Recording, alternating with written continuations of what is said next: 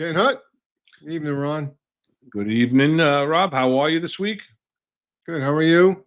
I'm doing well. I'm doing well. As everybody knows by now, we had some horrible news last week, the end of last week. Derek Dym's son, Derek, passed away. He succumbed to his battle, a valiant one-year battle, 8 years old, unimaginable tragedy as a parent. So just as we start the show off, we're going to play a tribute video to Derek. Daisy through the window, there's the world outside. Wondering will never survive. Hoping in the kindness at the music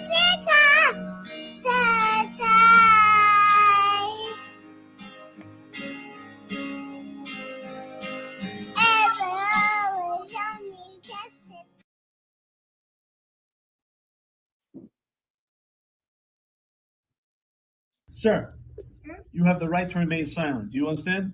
Yeah. You do? Yeah. You have the right to an attorney. You have the right to question here, now, or in the future. Do you understand? Yeah. Hi, Derek. Mommy's going to ask you 3 questions. You ready? Okay, yes. What are the 3 primary colors? The 3 primary colors, red, yellow, and blue. There you go. Adjust your eye. Look, this between this. 1, 2, 3. Sure. Go. Okay. Yay! Good job. Are you willing to answer any questions? Where were you last night? Where were you? No, on the rest. You're under arrest, sir. Where were you last night? Where were you last Tell night? him, Eric. Where were Derek. you? Where were you? Where was the slide? Where'd you put it? I didn't put it. And did you clean your room, sir? No, I didn't. You didn't clean your room. No. Oh, well.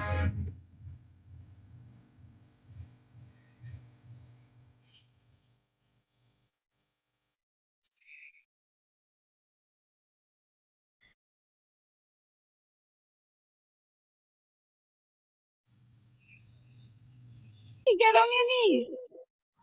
Oh. Do it again. Do it again. Do it again. One more time. One more time. Perfect. Go. 1, 2, 3, and... Hold on. Back up. Say. Show me how I told you before. Back up. Let's do it. Back up. Yeah. Ah, tough guy. What 2 primary colors do you mix to make orange? Red and yellow. And what is your favorite secondary color? My favorite secondary color is purple and green. You're under arrest, sir. Now you're going to jail. Say goodbye. Say, no, I'm not guilty. Are you guilty or not guilty? No, How do you plead? Say, not guilty. How do you plead? Guilty or not guilty? not guilty.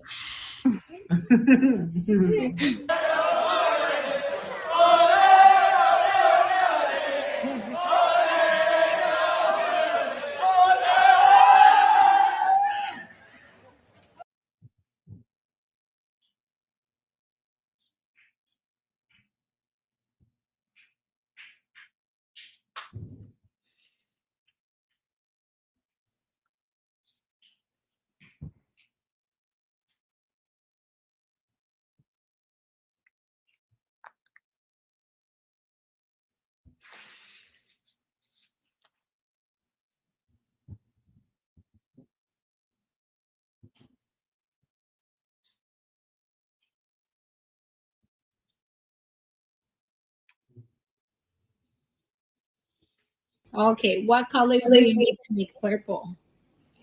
Red and blue. And what colors do you need to make green?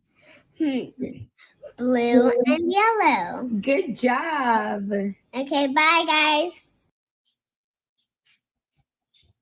Yeah, just it's heartbreaking.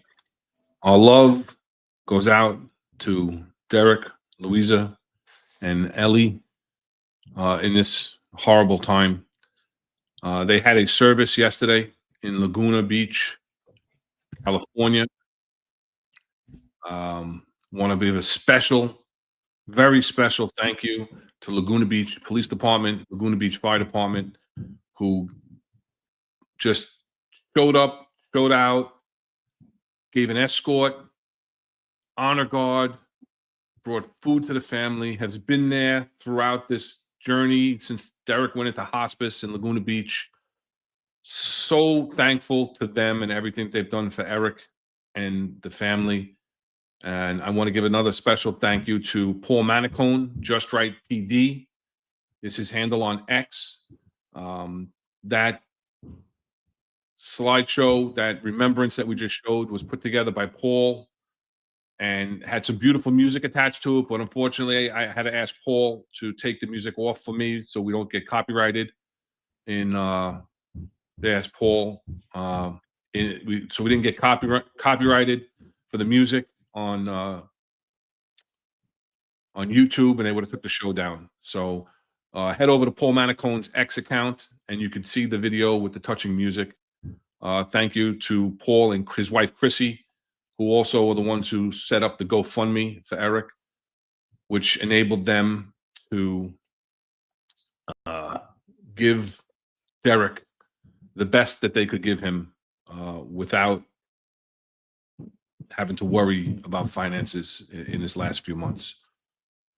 Rob? Just to Eric and his family, my heart goes out to you. I mean, that is that video. It touches me every time. I can't even watch sometimes. But to Eric, I know you're strong. Just keep up your strength, bro. That's all. Yeah, it's difficult. It's difficult. And you're gonna get me going. And that video came over the other night on X. My wife was like, "What are you crying for?" And it's just unimaginable as a parent to think of what they're going through, and it's really tough. It kind of leads into, our topic for today. It's Mental Health Awareness Month in May, so we're going to talk about mental health in the NYPD and what services and everything are available to the NYPD. So it's going to be a good show. We're going to have a special guest that's going to come on a little later. We'll talk about that. But the mental health with the NYPD is something that we talk about on the shows on the network. John and Eric speak about it often. Sal has spoken about it. And it's something that is very important and that has a stigma attached to it. So it's difficult. People don't like to talk about it. It's not an easy topic to talk about, especially with somebody that's in crisis. But the purpose of today's show is for awareness, really. And so we're going to get to all of that. But first, I just want to take a little breath to get past that video and the thoughts. Again, our thoughts and prayers are with them as they go through this. And again, tomorrow will be another difficult day. Tomorrow, if we could put that graphic back up, tomorrow there'll be a service of remembrance for Derek in Newark, New Jersey. It is public. So we're going to put that graphic up. That'll give you the location of the church. And it's 5:00 tomorrow afternoon. So there you go. So it's at James Roman Catholic Church, St. James Roman Catholic Church, and 143 Madison Street in Newark, New Jersey. Tomorrow at 5:00. So that is open to the public. If anybody lives in the area, wants to travel to the area to pay their respects to Derek and Eric and his family, that'll be great. All right, let's lighten it up a little bit. I just want to also, I'm sorry, Rob, I want to say thank you for holding down the fort last week. Thank John for jumping in. I was out with the family, coming back actually from a doctor's appointment with my daughter, got rear-ended. Some minor bumps and bruises, but everybody had to go to the hospital and get checked out because we had the kids in the car. And everybody's okay. I want to thank everybody in the Finest Unfiltered family and for your thoughts, concerns, and messages. So everybody's good. We're all good. It's just still a little sore. My daughter and my wife are a little sore still. But one of the things we were going to talk about last week was part of your visit back home, we'll call it, when you came back up to New York, take care of some personal business. We decided to meet for lunch. And Rob wanted to go to Goodfellas on the recommendation of Sal from Sal's show when he was on talking about Goodfellas on Staten Island. There's Rob, myself, and one of the owners, Tom. Had a nice time catching up with Rob and enjoying the pizza. So, Rob, what'd you think? What would you think? That was your first time at Goodfellas. Yeah, no, it was very good. The thing is, like I said, coming from Florida, where there's no such thing as pizza down there, I just call it cardboard with cheese. And but coming back to New York and eating pizza there was delicious. Obviously, seeing you was great. The only thing I had spoken to John about a little issue with all those speed cameras in Staten Island.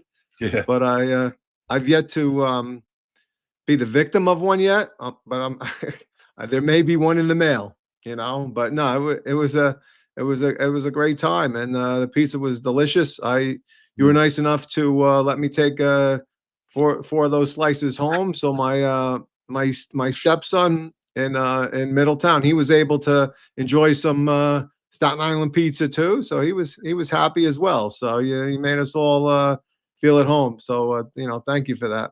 Yeah, it was funny because you said, "Oh, let's go to Goodfellas." I didn't have the heart to tell you I was there like 3 days earlier with my family for lunch. But a good time, and it was great seeing you, catching up in person. We talk all the time, but it's nice to catch up in person. So let's move on. I started giving my thoughts on mental health awareness with the job. We both as executives came up through the job, experienced a lot of different things, good and bad. And when we're talking about the mental health, obviously we're talking about the bad stuff. A lot of people, when they talk about mental health and everything else, the main thing that people harp on is the suicide.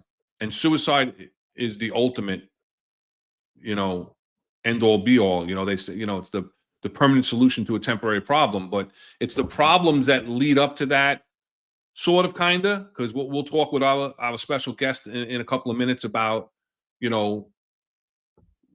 what people going through that may cause them to commit suicide. But the health and wellness section was brought together in 2019 after a large number of suicides. But there's day-to-day stuff that the men and women of the NYPD, both uniform and civilian, go through and deal with that causes different feelings, right? Because people tend to forget that we're human also, and that we have feelings, and we have depression, and we have anxiety, and we are dealing with situations that most people don't deal with on a day-to-day basis. Remember, when people call the police, most of the time we're responding to somebody's worst moment in their life. So we're responding to people's worst moments time after time after time as we go through our career, as well as dealing with our own personal issues, thoughts, problems, whether it be financial, whether it be marital, whether it be with other types of relationships, whether it be, anything, health. So How do you feel, Rob, that as we came up through the job, let's talk about that. Let's talk as we came up through the job. How do you think the job dealt with mental health with the members? I think everything you said, like all those feelings, are not uncommon to any of us, right? We all experience it, and sometimes it gets overwhelming. But coming up through the ranks, I don't think they really informed us to how to identify it and what course of action can you take if you suspect it. So usually it was kind of left to learn on your own and try to understand the individual and try to understand what that person was going through. And then there was only that one or two places at the time when came on, you came on, where you could send somebody, and there was a clear stigma attached to that. If first of all, if you did it to the person, there was a stigma for that person. And then if you as a supervisor did it, there was a stigma to you. You know, you don't almost be considered a rat, that you ratted this guy out, you ruined his career, and now they're never going to be able to bounce back from that, and they're always going to have that stigma. So I don't think that back then the job didn't prepare you as the supervisor to go and help somebody with that type of mental illness, or that even a little bit of the common problems that we see people have every day. So I just don't think I think they cared about suicide, but like you said, that was the extreme. But things leading up to it and identification of those incidences, there was no real training or pattern of identification. Yeah, I agree with you. I don't think the job was completely reactionary when we were coming up through the job. Psych services was the only place to go to. And if you did, 99% of the time, you did lose your guns. So I don't know. I consider it being a stigma when there's not factual basis to it. But I think when we were coming up, I don't think it was a stigma. I think it was a reality. I think that when we were coming up through the job, if you had or acknowledged or were identified because of whatever reasons, you know, an incident or whatever, as having mental health issues, suicidal ideations, or even just depression, that the job went to the nth degree and they took you and put you in that quote unquote rubber gun squad, right? Which was very difficult to recover from. So I do think that is what we dealt with coming up. So it was ignored. I think it was ignored. I think you're correct in that people didn't speak up for one another, where I think today that's different. I think a lot more people are willing to step up and help another member. I think more supervisors are quicker today to make referrals, but I think there's a lot more referrals. I think we're going to go through all the resources, or what I found. There's a lot of stuff out there with a couple of quick Google searches.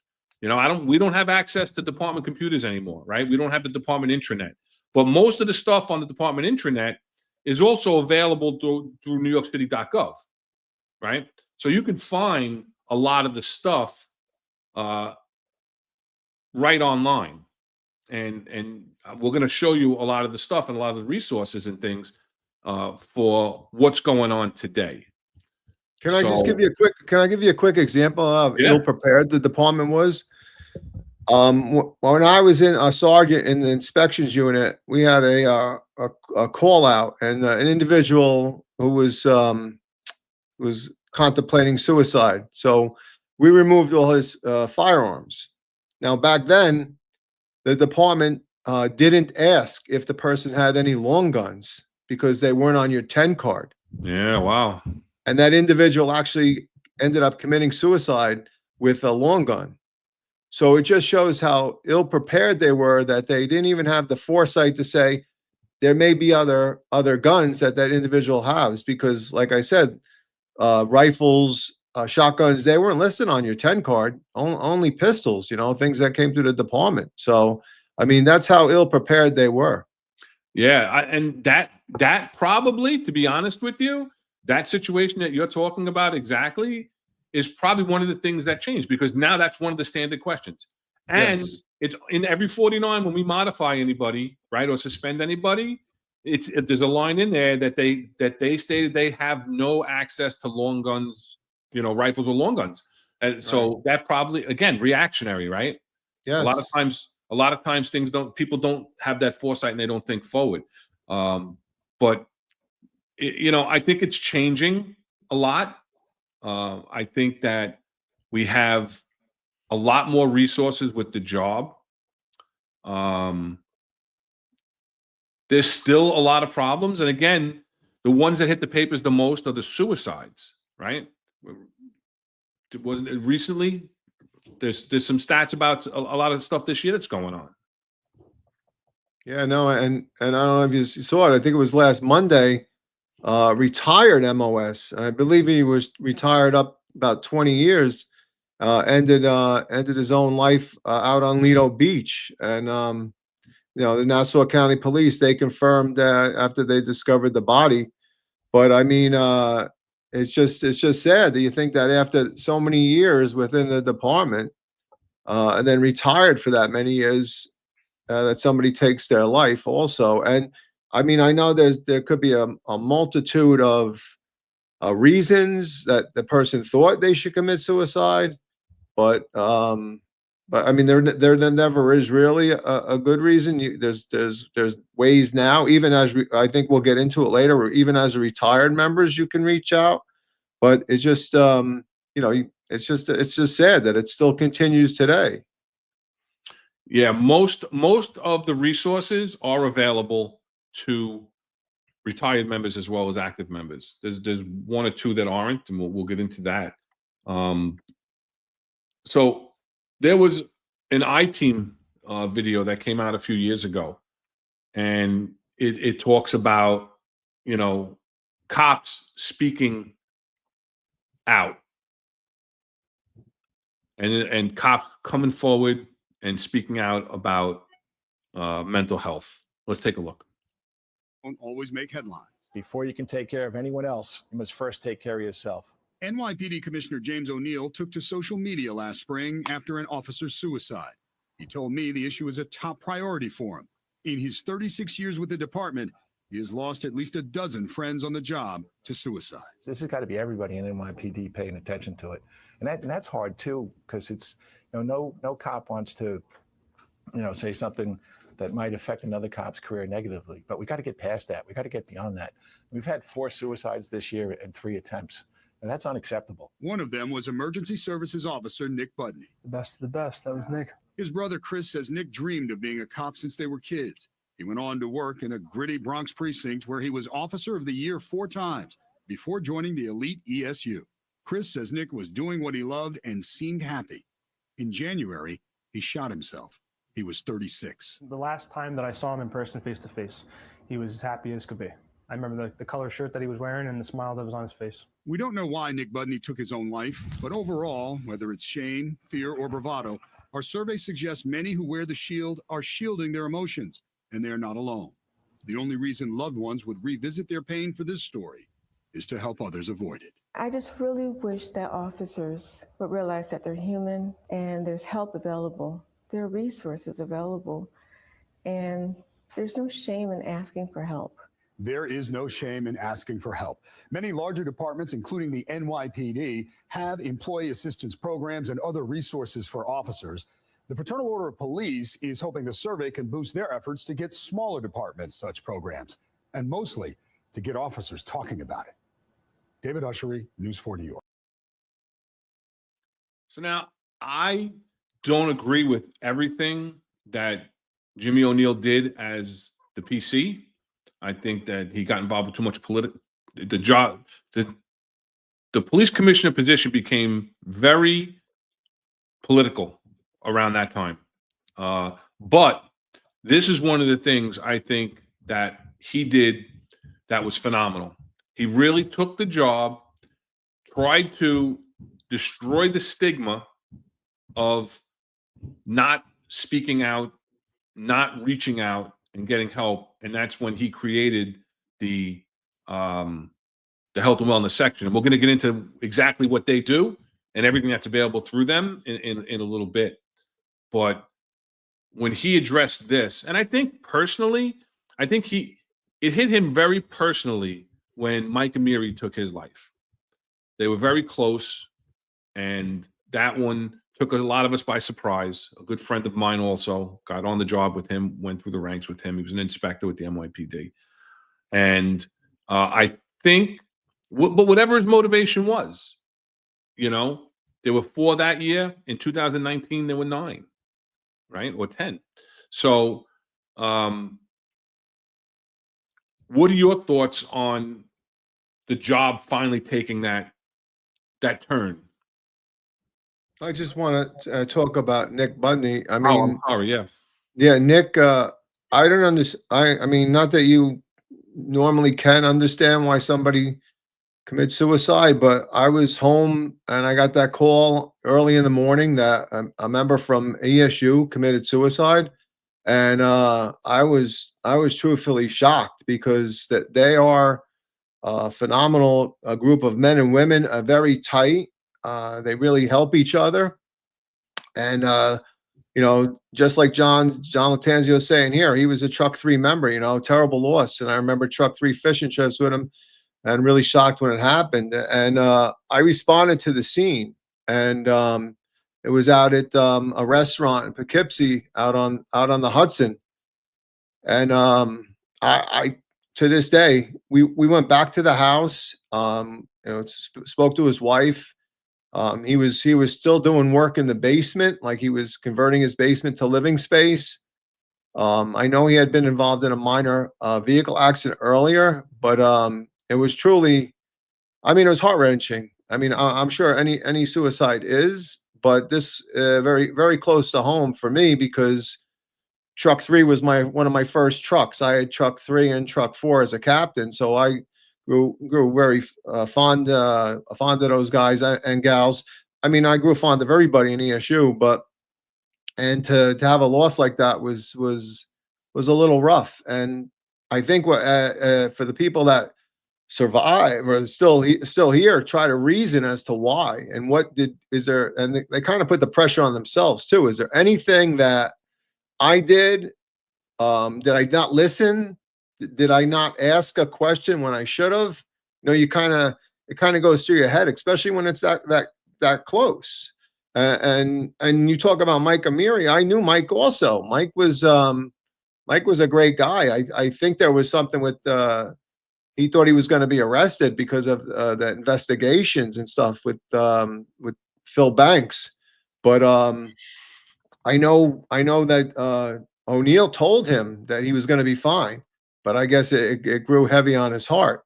But you know, to the ESU one, like John says, it is almost unheard of in ESU. I mean, unfortunately, I was there for 2 of them, and but it's a very sad thing, and you know, especially when somebody works. You got to think about somebody that worked that hard in a 4/7, a busy precinct, and then gets himself into ESU, even a harder accomplishment, right? Has all the skills and knowledge, comes out of it, and then still has what I would consider definitely a mental illness at that point that pushed him over the edge. It's devastating.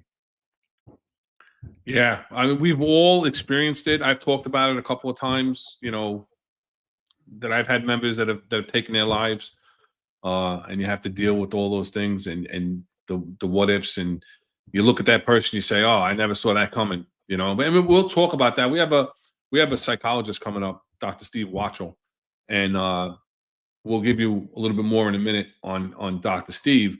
But it's horrible to deal with, and this is another thing. Again, when you talk about the mental health of the members, you know, that member committed suicide. You worked with him. John worked with him. Many, many other people worked with him. And their families are all affected now by that suicide and may need somebody to talk to.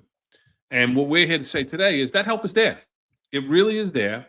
I've dealt with the units in psychological services, now health and wellness. I've dealt with employee assistance and all these units, and they really are there to help. They really do care. And people have that stigma. They're afraid that if they talk because they're stressing, because they're having some type of depression or anxiety, that's going to be the end of their career. And it's not the case. And well, again, we're going to get into it, and I want to bring up, the NYPD this past February they brought up they had a seminar in 1PP, and it was hosted by the unions. I believe the DEA was the main host, and they had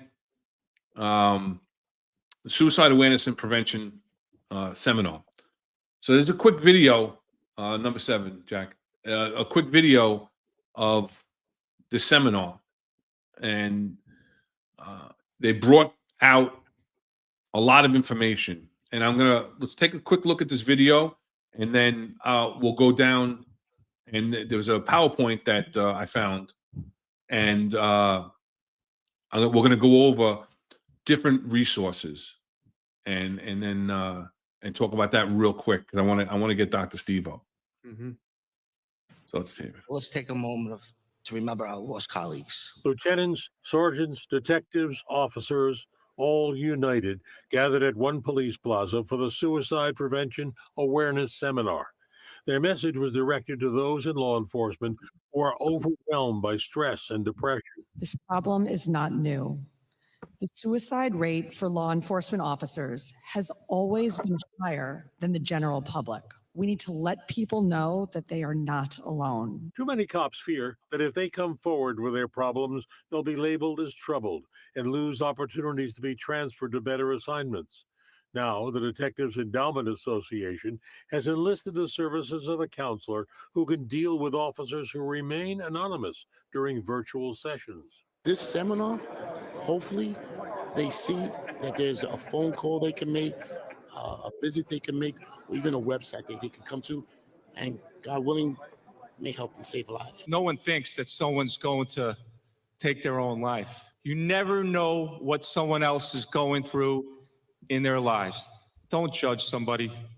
Just be there for somebody. Stress for police officers intensified in recent years following the defund the police movement and new laws limiting an officer's ability to do the job. The seminar and combined efforts by the 5 police unions are now seen as another positive step to help troubled officers. This seminar is going to give you a comprehensive overview of what we're facing, with additional training and resources you can share with all of your colleagues.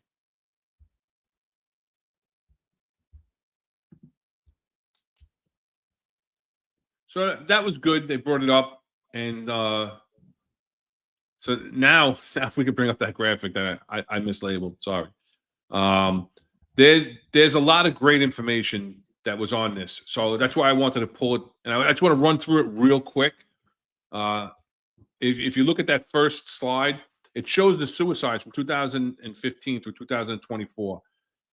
50 suicides with additionally 16 members attempting suicide. And there you see right there in 2019 when we peaked at 10, which was the anomaly. And that's when health and wellness was born in response to that. And we're going to get a little deeper into health and wellness and then talk about some programs. All right. But then you come down to the prevention and training. There's a new program, Talk to Me Post-Tour. It provides online peer support to active and retired first responders. It's founded by a retired NYPD police officer, Robin. I'm going to butcher her name, Canariato. Then you have Conquer Suicide Awareness and Intervention Training, right? Connect, Question, and Respond. It's a confidential suicide awareness and intervention program led by Dr. Stephen Wakschal, and he is our special guest, and he'll be coming up in a minute. This workshop is held at any location for a squad, a unit, a fraternal organization. Dr. Steve is phenomenal. He will set up at different locations, talks, and we'll get into his program when we speak with him in a minute. And then Ron, two things in the chat real quick. Reed hits a really good point about I-09. I-09 was definitely abused. A lot of supervisors just said I-09 somebody, I-09, and they sent them on their way to cover themselves.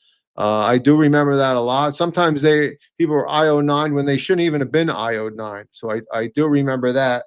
And then what TC says, I like what he says, because I want to ask the doctor about this.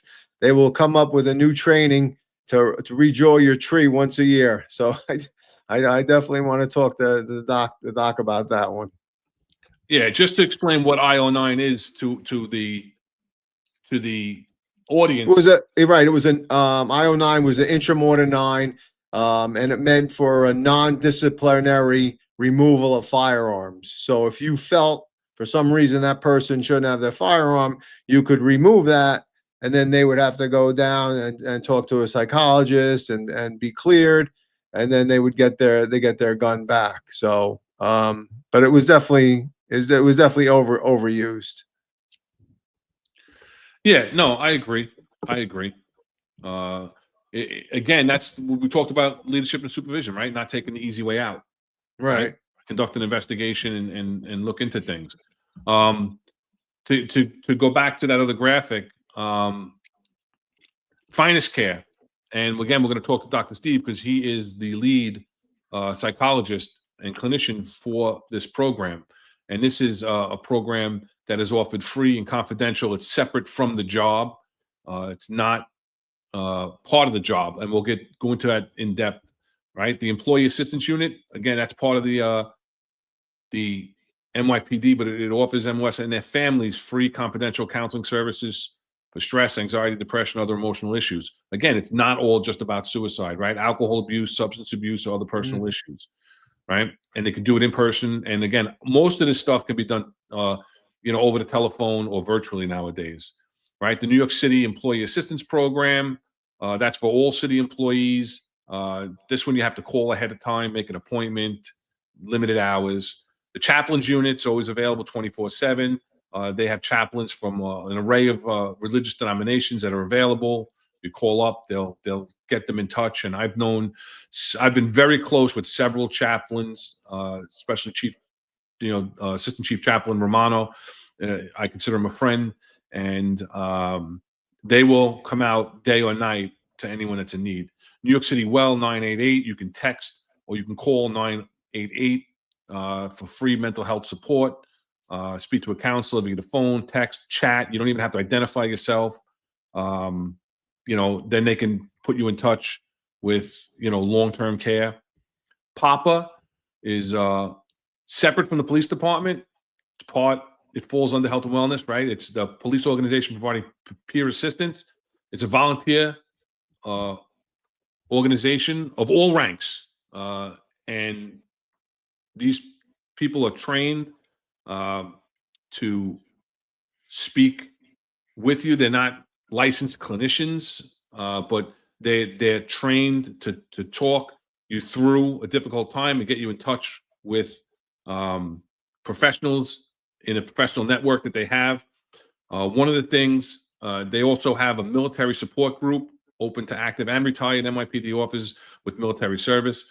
The one thing about PAPA that I did find out, if you are involved in a disciplinary case, then you can't avail yourself to PAPA. That's one of those things. So, that's a quick breakdown of some of the things that are available. And again, 2019, you saw that anomaly, right? 10 suicides. We all were like, oh my God, what's going on? This is insane that we're losing this many members. And so that was the genesis for health and wellness, right? Inspector Mark Wachter is the CO. I worked with Mark. He was actually my XO in the 110. I knew him when he was a lieutenant in the 108. Good man. I think it was a good choice for that position, and he's taken that unit to a good place. So, what do you think about all this, outreach that the department's doing and getting the word out there so far with It seems that they're trying, I just think that if they avail themselves, there's a lot of opportunity for people to utilize, whether you want to talk, to a chaplain or you want to talk to a fellow member of the service. I mean, there's quite a few outlets that somebody can speak to and can seek help. I don't know what type of training they're giving, I mean, should be. I mean, I always go back to this, and I mean, I hate that I do, but it should be something that's taught in the police academy, right? That how everybody can identify and talk to even their partner, right? Who knows your partner better than you, right? So you're in a radio car or you're on a foot post together for those 8 hours. You know when something's off, So I just hope that they're doing that. I don't know if they are or they aren't, but that should be a part of it. And then I think they can supplement any situations with those particular programs. Then everybody knows how to reach out, and can even steer the person to the right source of help that they think would be more beneficial. I just think that's part of it. Yeah. Shockingly, we're going a little bit long. So we're going to talk about the health and wellness section and all the things that they do.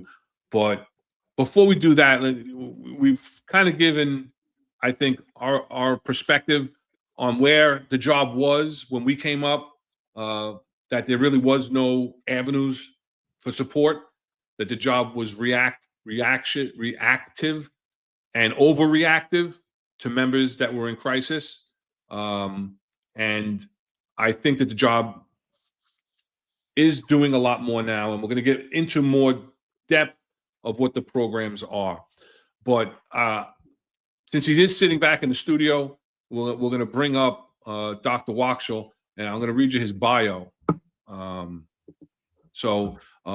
Stephen Wakschal is a New York State licensed clinical psychologist with over 40 years of experience in the field of trauma and suicide, with a particular focus on the law enforcement community. Dr. Wakschal holds a PhD in clinical psychology as well as a master's degree in education and in philosophy, from Columbia University. In addition, he holds a master's in forensic psychology from John Jay College of Criminal Justice. Dr. Wakschal worked for over 32 years for the New York State Office of Mental Health, providing services to a forensic population on both inpatient and outpatient settings. During 9/11, Dr. Wakschal spent nearly 2 years with us down at Ground Zero, debriefing thousands of members of the service. Dr. Wakschal is a former clinical lead for the Red Cross Disaster Mental Health Program and holds advanced certification in critical incident stress management. Dr. Wakschal is an author of the Conquer Suicide Awareness Intervention Program, which we're going to talk about in a moment, for law enforcement professionals, and conducted suicide awareness and intervention skills training for multiple federal, state, city, and local law enforcement agencies throughout New York, New Jersey, Pennsylvania, and also up in New Hampshire. He is a founding member of the New York State Critical Incident Response Team.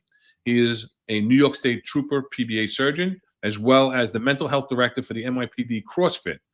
Dr. Wakschal is a certified grief specialist, and he is the clinical lead for Northwell Health, Northwell Direct, NYPD Finest Care.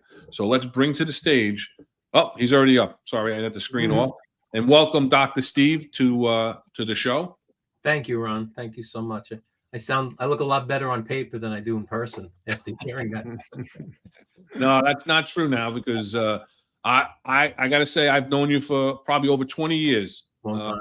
And you know, everything on there, you know, I've known for 20 years that you've cared about the members of the service, the first responder community as a whole, but particularly the law enforcement. And so the bio is paper. Why don't you tell us a little bit about yourself and what brought you to be interested in helping out in the law enforcement field? I guess it starts back where I was born. If you're familiar with Brooklyn, I was born on Howard between Pitkin and Sutter, and was not an easy neighborhood to live in. But after a while, Mom and Dad thought it would be a good idea to move to the Vanderveer projects, and that's where I was raised. But when that became a little bit too difficult, the decision was made to move up to Clarkson between Bedford and Rogers. So I was taught from the day I could remember that, there you go. From the day, as far back as I could remember, you see a cop, you thank a cop. It's just what you do. And, you know, it stuck with me. And throughout my career, I've had opportunities to, you know, pursue that passion. Yeah, and the Vanderveers look a lot better than when I was patrolling them, and you know, when I was running over there to help out the 6-7 when I was in the 7-0.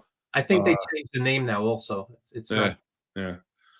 So yeah, no, so that's great. So you always had a respect for the police, and so when you came into your profession, that's an avenue you wanted to go down. Absolutely. So that's great. So I know you work closely, not just with the law enforcement community, but with the NYPD. You do a lot of training with the NYPD. I wanted to bring you up because we kept you off screen, Sure. but I just want to go over the health and wellness program and what they are. So, you know, who are we is the graphic. I may have it numbered wrong, Jack. There you go. But you know, the things that they do. Again, it was formed in 2019, right? Critical incident stress management. You know a lot about that, right? This is when the psychologists go out and they actually speak to members of the service after a critical incident, which could be an MOS-involved shooting. It could be a traumatic scene.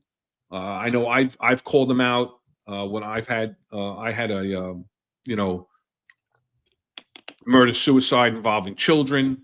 You know, and the officers responded to that.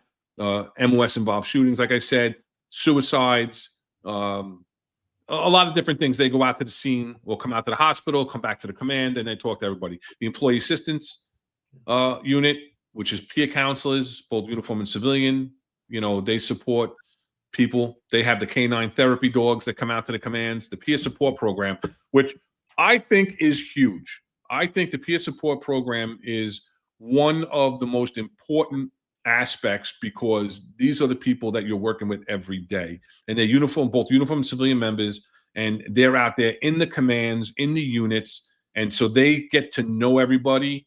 And you'll talk more about getting to know people and how that plays such a role in identifying when somebody's in crisis, right? Wellness education. And here's the big thing.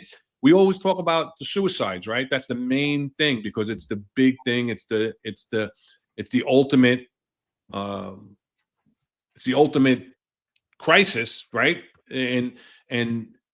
But there's so much more, and there's so much more to mental health, right? So wellness education with fitness, nutrition, mindful, resiliences, right? Financial wellness. People have, you know, anxiety and depression because they come into financial problems. Retirement wellness. We know that, right, Rob? When you're getting ready to retire, there's so many questions, and there's anxiety involved with when you're getting ready to retire. You know, this has been, you know, the NYPD policing is not just a job. And now I'm going to go off into retirement and I'm going to collect my Social Security, whatever the case. You know, it's a culture.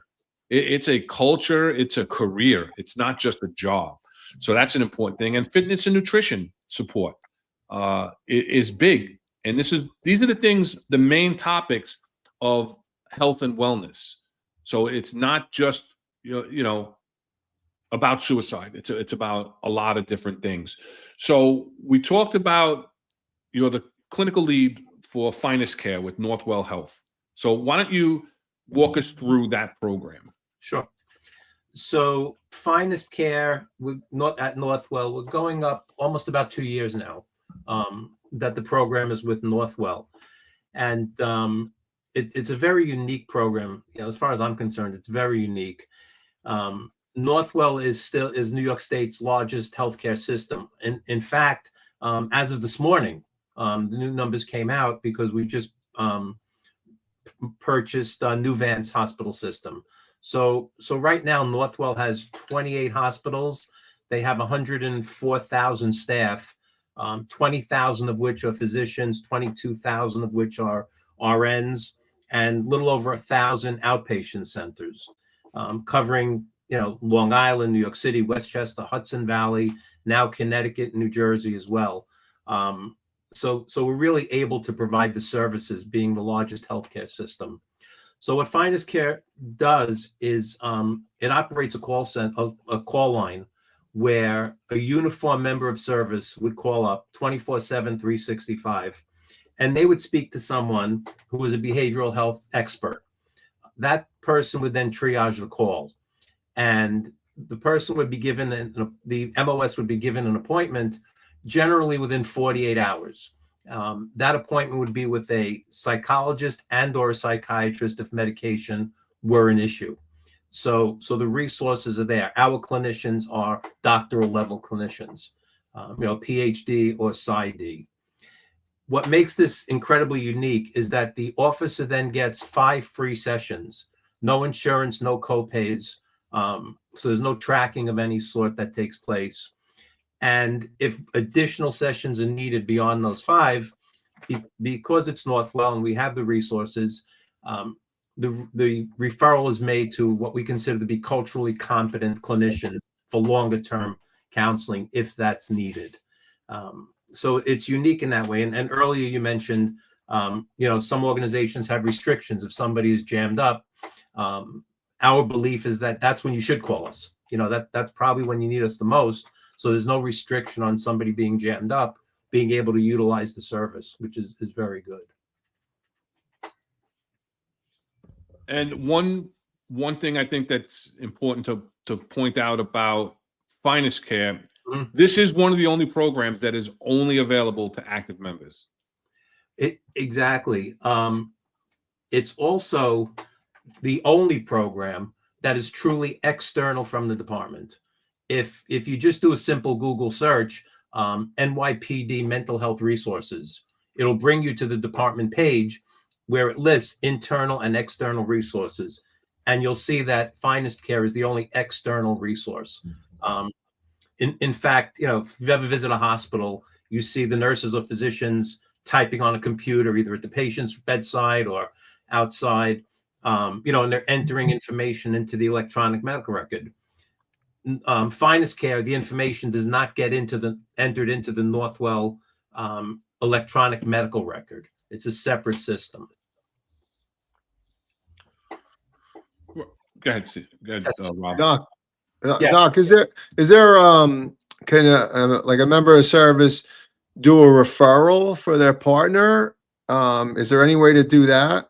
No, the person who is in need of the services would be the one to call. Okay. But we would work with that person calling to encourage them and explain different ways that they could get that person to reach out. Mm-hmm. Yeah, I think we have a short video on Finest Care. Okay. That kind of gives like a scenario based video. Ron, can I just interject one quick? Just if anybody in the chat has a question, maybe that they would like for us to ask the doctor, maybe they could just put it up, and then later on we'll review them and maybe be able to ask you if that's okay, Doc. Are you okay with that?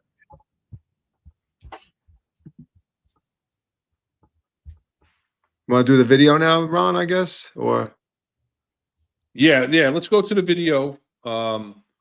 the Finest Care video, and it's like I said, it's a scenario-based video. It shows how a partner, because it comes to the point of what you just brought up, where it has to be the member to make the phone call. But in this video, you see one of the officer's co-workers that helps him to get in contact. Northwell Direct Finest Care. My name is Samantha. How may I help? Hello?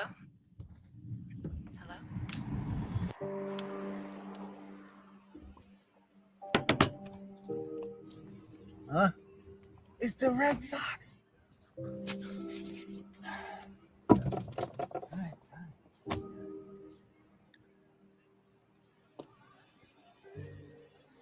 At least give Finest Care a try, huh?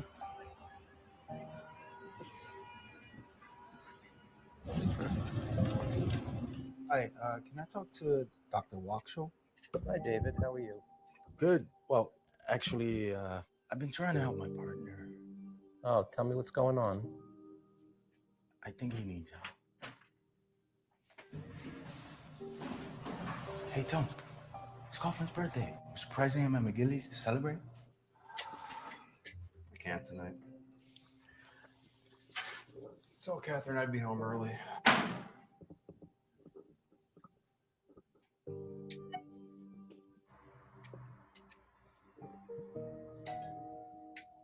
Have a seat. Are you all done, honey? You're welcome. Thought you were going to McGilly's. Me too. What are you doing? Have you thought about calling Finest Care? Come on, man. Let me help you out. I'm not trying to end up on desk duty. Talking to someone has helped me stay mentally fit, so that doesn't happen. With what we go through day in, day out, it's a tough job. Especially nowadays, huh? Family, friends, even coworkers sometimes just don't get it. Even if they did, you just don't want to dump your stuff on them. They make it easy, Tony. Connected me with a therapist I can meet with close to my house, even virtually. It's getting late. Call whenever. They're there for us 24/7, 365.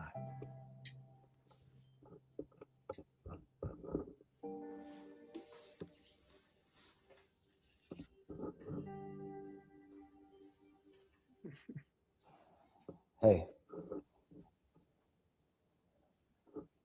I'd help you out. Absolutely. Talk about kids, family issues. You can talk to them about anything, Tony. See you bright and early. Bye, Catherine. Hello? Hi, my name is Samantha, and I'm a behavioral health counselor with Northwell Direct Finest Care Call Line. How may I help you?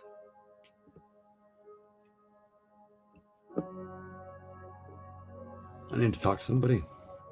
I'm glad you called. We offer non-emergent appointment with a psychologist or a psychiatrist within 2 days, followed by up to 4 more free sessions to talk about how things are for you at work or home.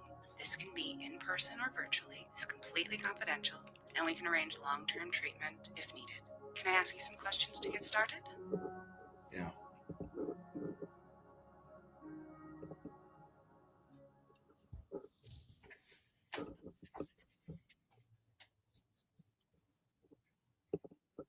Yeah. So there's to your point, where you have somebody else that's looking out for you, and your partner or a coworker or whatever it is. They didn't identify him as a specific partner, just somebody that obviously knows him.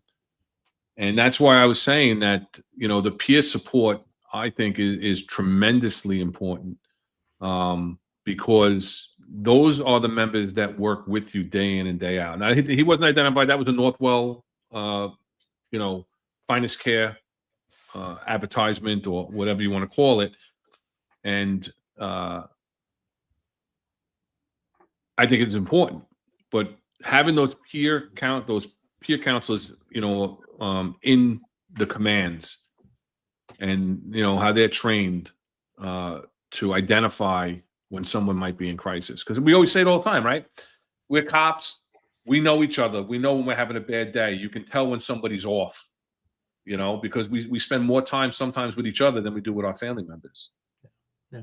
And to your point, the research points out that peer support is really number one in avoiding, you know, more significant problems down the road. The research really backs it up. And health and wellness, you know, the precinct-based peer support officers go through very rigorous training. And I think they're probably, don't hold me to it, but they're probably close to 500 trained peer support officers at this point that are precinct-based. Doc, and then one in that video I saw, it looked like somebody were they drinking alcohol? Is it alcohol or drugs play a big role in somebody's thoughts of suicide? Does it add to their feelings? It could, because if you think about alcohol, by definition, alcohol is a central nervous system stimulant. You know, if you're anxious, you're less anxious. If you're sad, you're less sad. If you're shy, you're less shy. You're more outgoing. But after a certain amount of time, alcohol becomes a central nervous system depressant. So, you know, if someone is struggling with depression or anxiety and they're drinking, it usually makes it a little bit worse. Alcohol also disinhibits.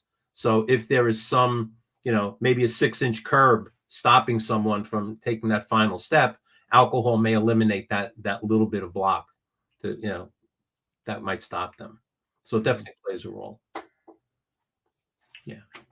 Before we move on to your Conquer Suicide Prevention Program, I just want to answer a couple of questions that are coming up in the comments section. Can you see the comments, Steve?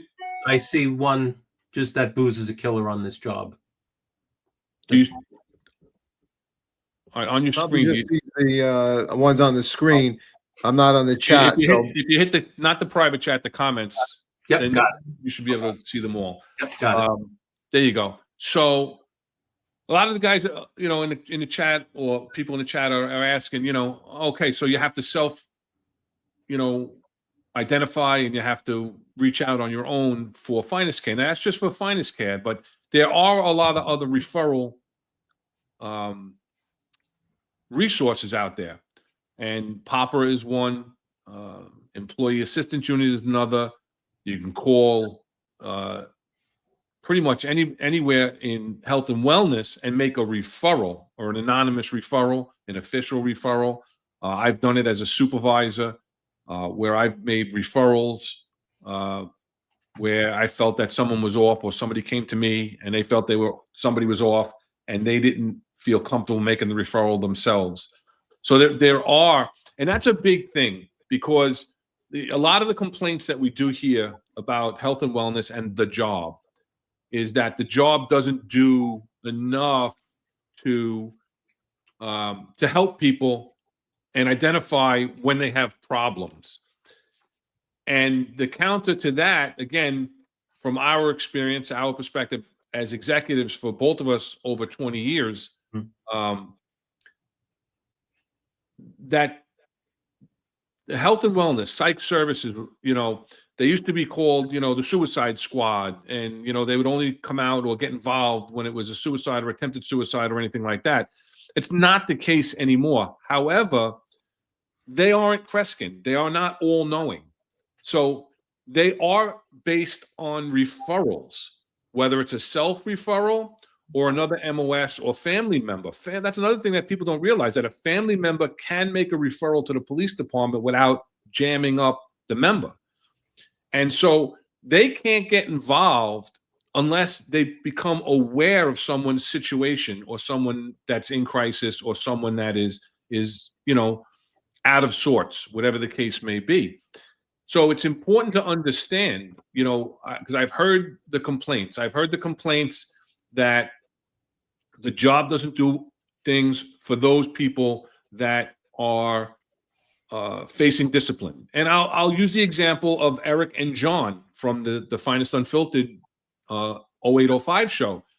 They did a show and they spoke about it, and they weren't happy with the job, with the response to Eric getting 8 sets of charges in 2 weeks. And why weren't they worried about his mental health when all of that got piled up on top of him? Because obviously we're going to get into the external things that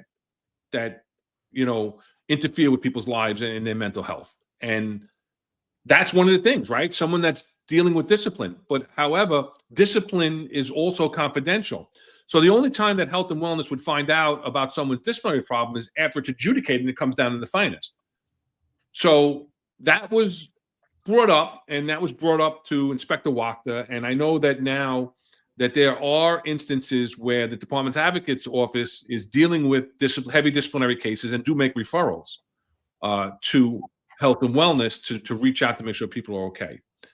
And again, one of John's complaints was that during COVID, those members that were either forced to vest out, forced to retire, or terminated because they refused to get the vaccine and follow the mandate, that health and wellness didn't reach out to them.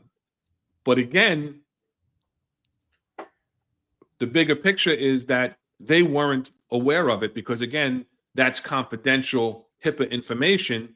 Even when it became quote unquote disciplinary, like we have a member of the Finest Done family, Marlon Bethel, was terminated. 15-year detective. He's in the chat. 15-year detective refused to take the vaccine and was terminated without any due process. Not right. Go ahead. I'm sorry. He was really terminated, right? They didn't even serve charges or anything else. They just kind of told him you're not here anymore. And he didn't. And yeah, one day he called up and they said, you're not even in the system anymore. That's how he found out. Like he wasn't even like, so, and nobody reached out to him. Nobody reached out to John, who had to vest after 18 years because his religious and his medical accommodations were denied by EEO. But again, unless it's referred to them, and that's the point I'm trying to make, and I'm defending health and wellness because I'm aware of the process, that it's a referral base. So somebody has to step up and step forward and say something, whether it's the member themselves, another member, or a family member, in order to get the help and get that ball rolling. Do you want to speak on that a little bit?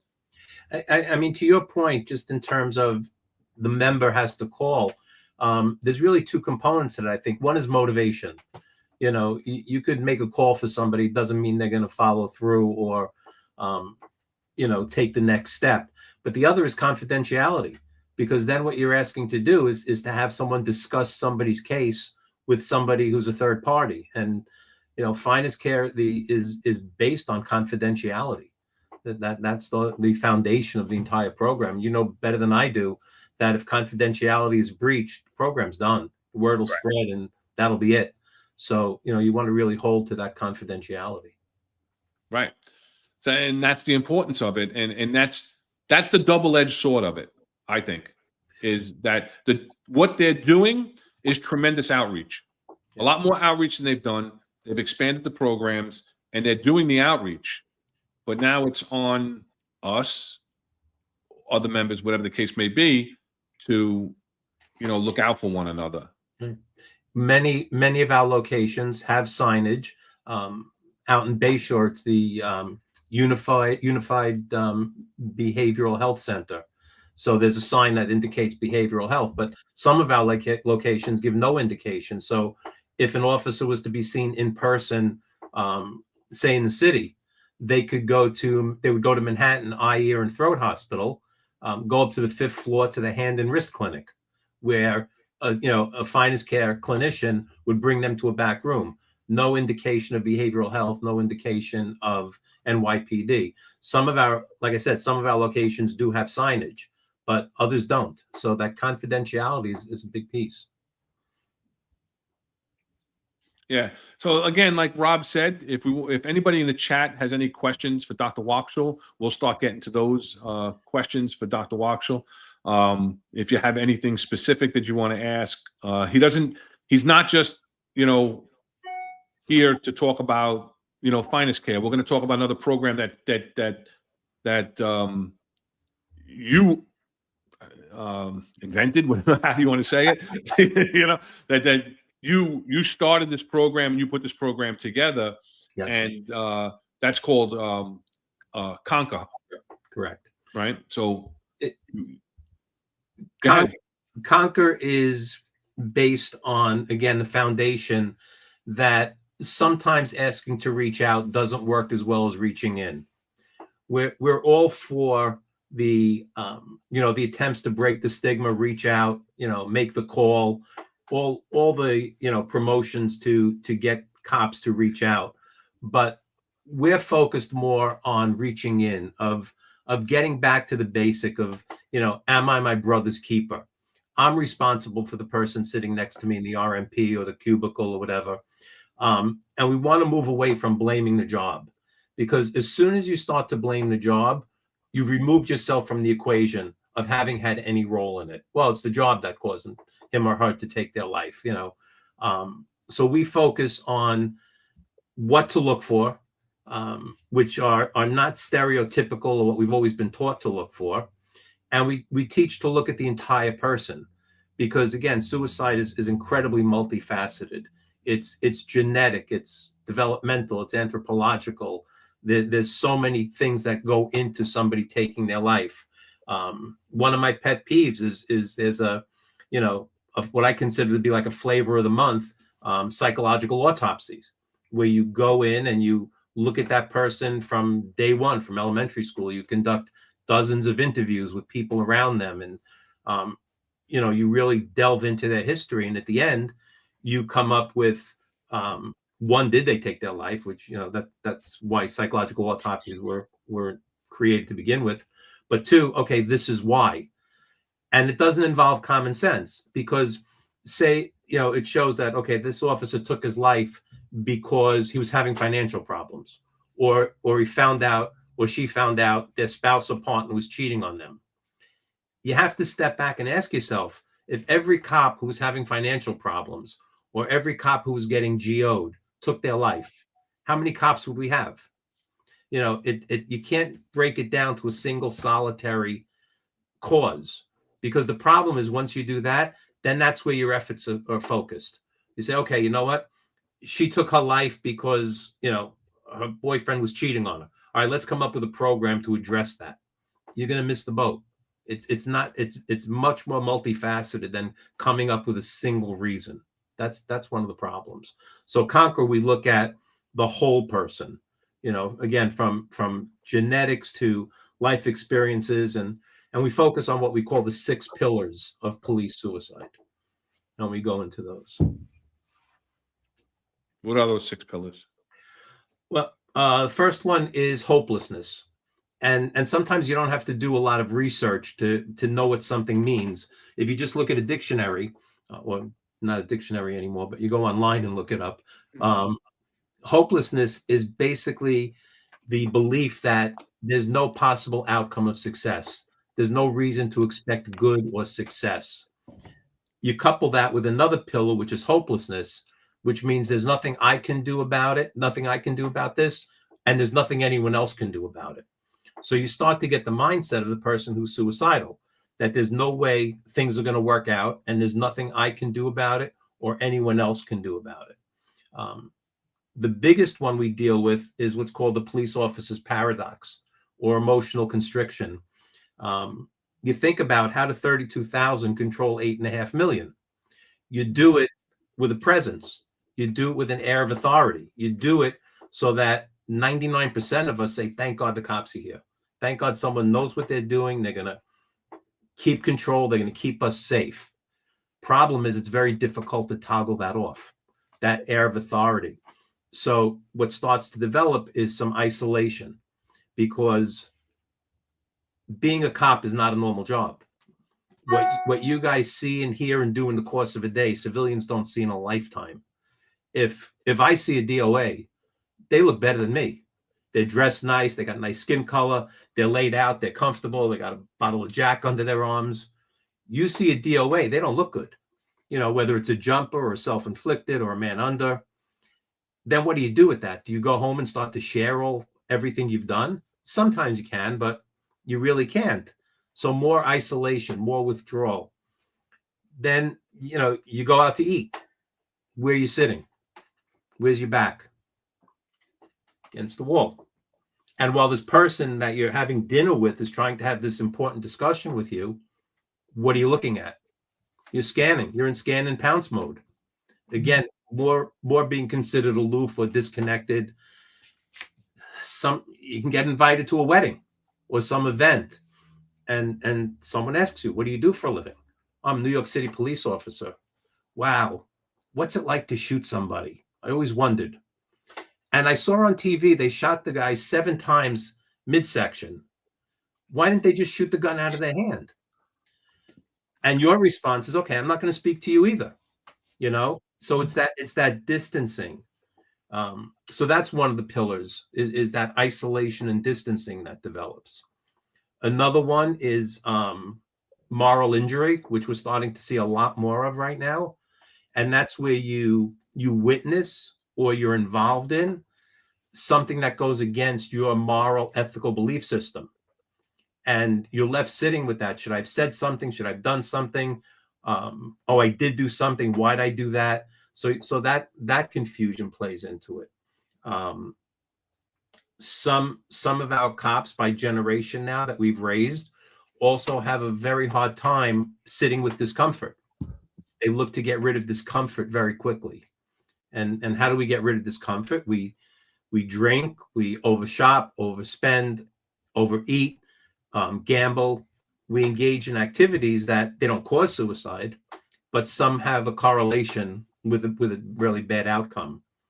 And the last one is something called approval being performance related. Again, we've raised a generation that's used to participation trophies. And a lot of our officers today cannot tolerate not getting approval, especially from a boss. And that sends them into a bit of a tizzy. But, those are some of the pillars, but you have to think, genetics.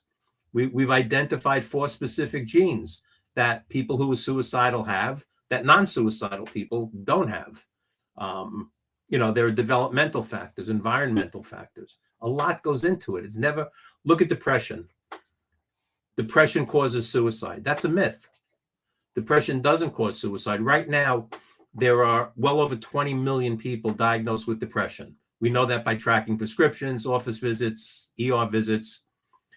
Over 20 million. If you add to that the number of people who are uninsured, untreated for whatever reason, that number could jump upwards of 25 million.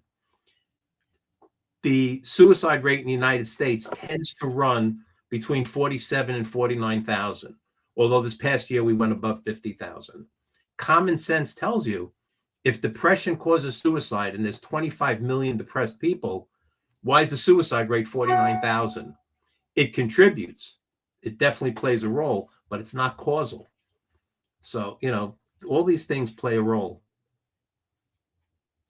Doc, in the ranking of suicides, where do police officers fall in? Because we've heard like other professions are higher, but I'd just like to know if you statistically know where police officers land in that rank. If you look at the 10 professions that have the highest rate of suicide, police are third. Law enforcement comes in third. Now you're going to ask me who's first, right? Yes, of course. It used to be dentists. They were very high up, no longer. And it used to be veterinarians, believe it or not. Really? Right. As of now, it's blue-collar construction workers, especially those involved in extrication work. Those, they have the highest rate of suicide. Wow, that's interesting. Yeah. I just want to, there you go. Yeah. All right. Well, two things. One, Andreas, you're close to getting the boot because let's not be disrespectful. The chat, we're a First Amendment platform, but let's have a conversation. Let's ask questions, interact with one another, but be respectful. And 2, I just want to go back 1 second. A lot of stuff we're talking about here is looking out for one another, right? So there is, I found an interview that Inspector Mark Wachter had done with Blue Line magazine. And there was a short video clip the interview was much too long, but there was some clips. One I found that I liked. It was it's from the email. Looking out for one another. It's a short video. Jack, take Andreas out. That's the last one. And then if you could put that video up for looking out for one another. It's Inspector Mark Wachter, who's the commanding officer, like I said, of Health and Wellness. I know you work hand in hand with Mark very closely, and I worked with him for many years. And like I said, he was my XO in the 110, and we both went over to the Personnel Bureau with Chief Pizzuti, and I think he was an excellent choice for the position. And this is one of the things that he said. Look out for your officers. What do you mean by that? We got to watch out. And it's a lot. It's their mental well-being, their emotional, their spiritual well-being, and even really after they retire from the job. And again, this job is extremely stressful. What our officers see every day, the traumatic incidents that they respond to. Sometimes there's really not a lot of time to process it, and then they go home. And how do you explain an incident that was horrific? Now you got to go home and explain that to your loved ones, your children. So what we try to do here is, we bring in the officers, and it's about reducing the stigma. It's okay not to be okay. And that's what we do here. And it's about bringing officers in and affording them the opportunities of all the programs that we offer in the health and wellness section, because we're all human, and we have to remember that. Yeah. And that sends things tremendously. Yeah. Inspector Wachter is really promotes finest care, as does Dr. Reddy, who I know you know as well. They're our biggest supporters. Yeah, Dr. Reddy is in charge of the psychological services section. He's a psychiatrist. I worked very closely with him when I was over in candidate assessment, because he was in charge of our psychological assessment section. So I did get to work closely with him. A gentleman, cares, and also specializing in alcoholism. So that a lot of the questions that used to come up in the candidates' background checks regarding alcohol, he was able to, explain. Because what do they say? The two most prevalent times that alcohol is abused is when kids are in college and when people are in the military. And what we used to always say during the interview process was, it's time and distance from derogatory information, right? So if people drank a lot and admitted to drinking a lot in the Army or the armed services or in college, and now it's 5 years later and they have no summonses, they have no alcohol-related incidents, no DUIs. Well, why are we going to hold it against them when, those are the times in your life when, I'm not saying it's okay, but it's accepted or expected rather that alcohol is going to be used more. But to get off of that, if anybody has any, like I said, any questions for the doctor. Yeah, go ahead. There was a question about a weekend retreat. Somebody had brought TC, up. I think, had that. TC or what's her name? Oh, what's her name? Yeah. It falls under the umbrella of self-care, which is so critical to law enforcement officers. But whether it's genetic or it's learned on the job, I'm not sure. But cops have a real hard time putting themselves first. They tend to put everyone else first and themselves last, which is a problem. But it could be a formal retreat. It could just be getting away for an overnight somewhere. Go to a hotel in Jersey or Connecticut. But that self-care is incredibly important. Yeah. TC does say something. He says the problem is everyone anticipates the return to the command after you go for help. Nobody wants to feel that way. Again, confidentiality is key. Everybody in the command doesn't need to know that you went for help and that you're receiving help. Like that one officer in the video for Finest Care, right? His partner didn't know that he was involved with Finest Care, that he was talking to them about whatever problems or issues he was having in his life. He chose to share that to try and get help for this other officer. So, the days of people getting psyched and everybody knowing about it, those really, unless it's some type of, high profile incident that precipitates it, the command really doesn't know about it. It really, and not even the bosses. As a commanding officer, 2 precincts and many units and a borough, I wasn't aware when any members were under the care of any kind of mental health assistance. You know, if somebody came to me saying that they think somebody is having a problem, then I would get involved, but it isn't. And then let's Reed makes a comment also that the one above that, the department will remain stressful as the current administration is giving MOS allegedly Tuesdays and Wednesdays off. At least give them a chart so they can be with their families on weekends when the times come up.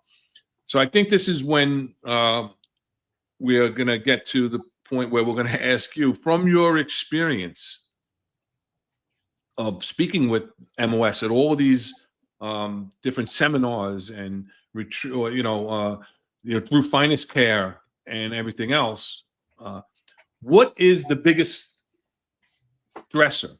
I don't want to say complaint because I don't want to call people complainers when things are affecting someone and it's causing them stress, because it's real. It's not, they're not just bitching and moaning.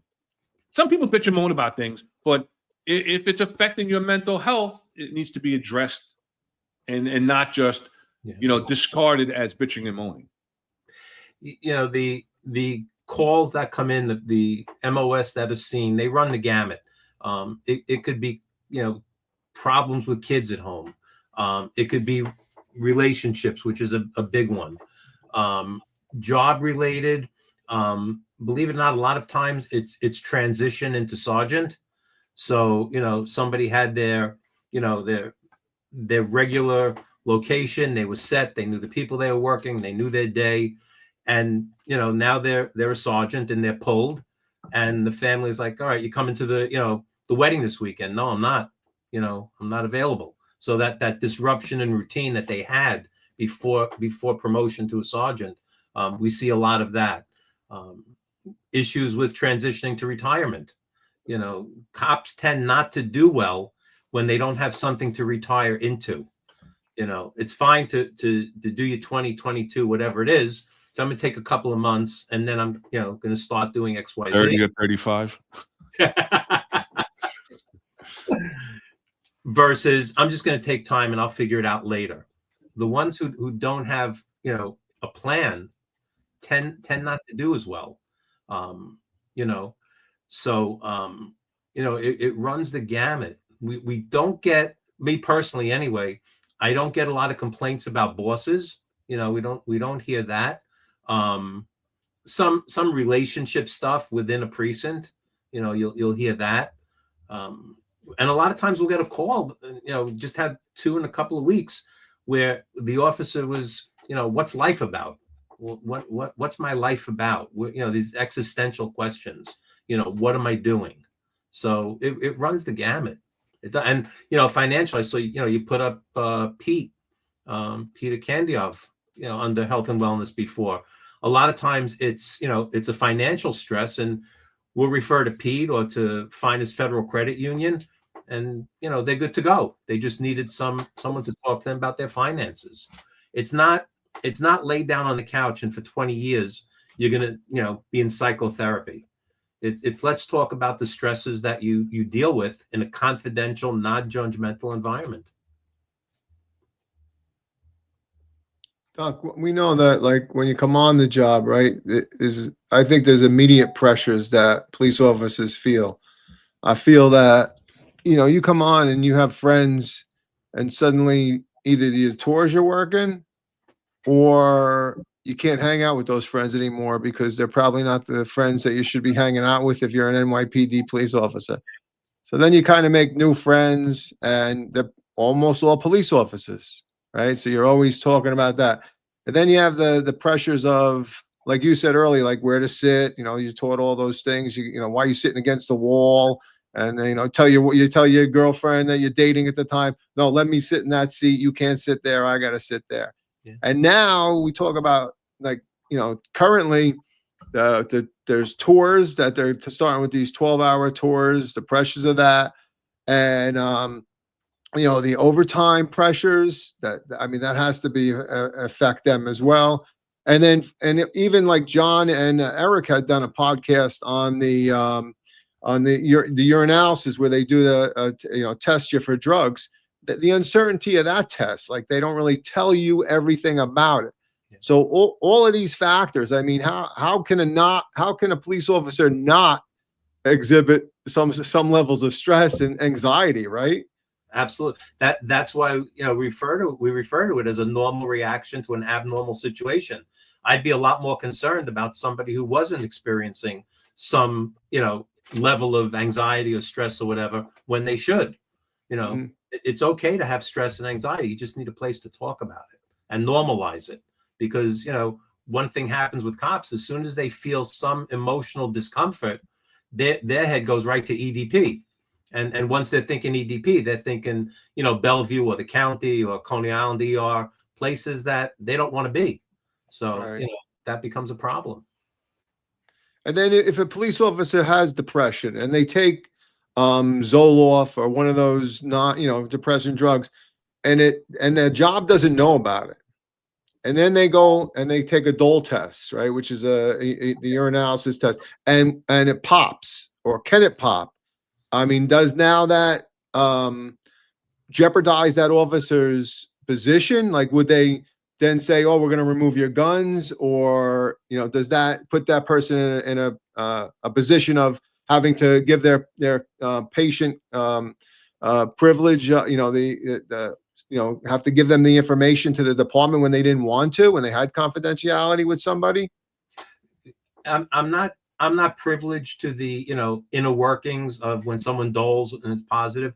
What I do know is that, like Dr. Reddy and medical, they're really spearheading the mission of not being seen as we punish and we take your guns. We're here to help. We're here to work with you. If it takes being on some Zoloft or whatever, we'll work with that.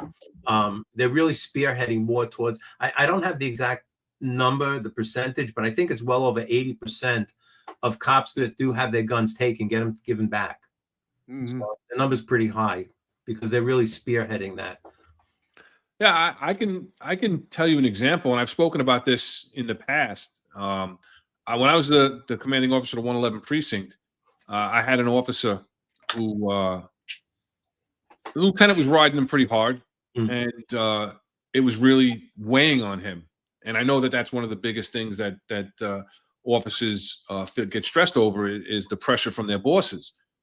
And this officer was standing over by the bathroom, and he had unholstered his gun. He was looking down at his gun, and one of the other officers saw him and ran over, put him in a bear hug, pushed him into the bathroom, disarmed him, came and saw me. We got him involved. Obviously, that's an emergent situation.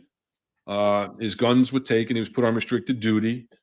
And it was a couple of years later, but that officer was actually returned to full duty.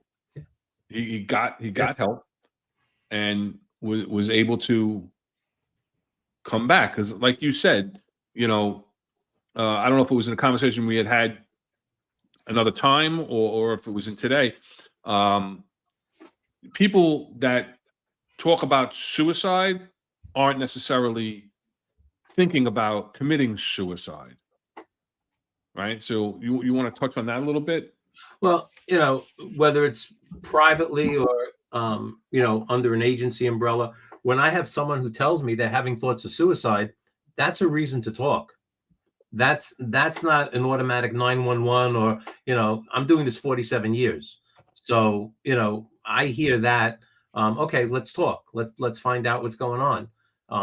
And that's what's good about Finest Care too, because again, the clinician they're meeting with is a doctoral level trauma trained.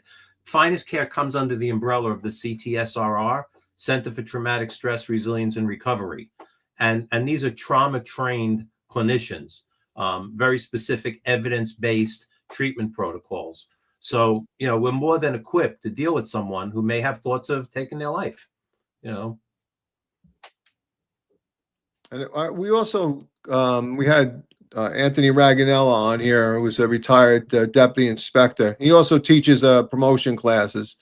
And he said the number one reason people take the test, that he's spoken to the officers ready to take the sergeant exam, is because they hate their way they're treated by their sergeants. So that's their motivation. So we hate to hear that, but as a sergeant, you didn't want your guys to hate you. I mean, you're a first line supervisor, so you want to excel them, right? You want to help them move forward. I mean, do you think that has anything that must have a serious effect on them, wanting to take the exam for that reason? And then I think, would it also, as when they get promoted, does that also continue, that thought process? Does that impede on their capability of being a good supervisor?